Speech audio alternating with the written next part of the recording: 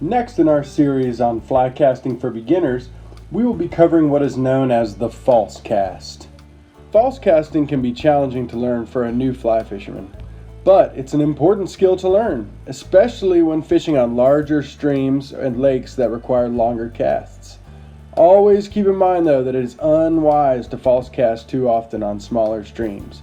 The least amount of false casting, the better your chances of not getting hung up on trees and bushes.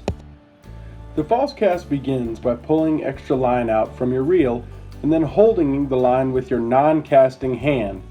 Once your line is ready, begin with the pickup that is identical to the pickup we covered in the first video, the basic cast. Slowly and gently lift the rod tip from near the water to the 2 o'clock position. Use your arm first, lift the line with increasing speed until you reach the 10 o'clock position in the back. Finish with a quick wrist snap without moving outside of the range of cast. Pause until the line straightens out behind you and then begin moving forward.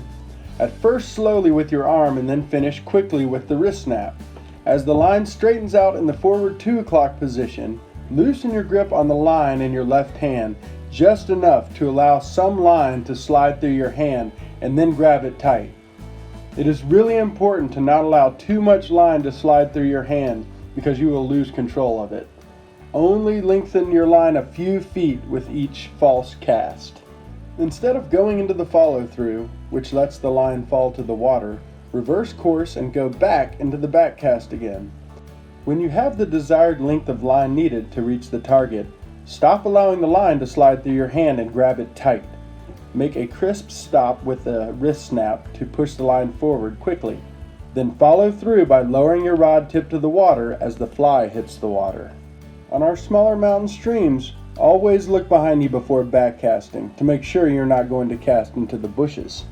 In order to ensure that your cast is falling to the water in a soft, graceful manner, don't aim your fly directly at the water because you don't want your fly to hit the water too hard and make a splash. Instead, pick a spot a few feet above the desired target, parallel to the water, to allow the energy of the cast to dissipate in the air before falling to the water in a straight line. I hope that this lesson has been a helpful tool for making you a better distance caster.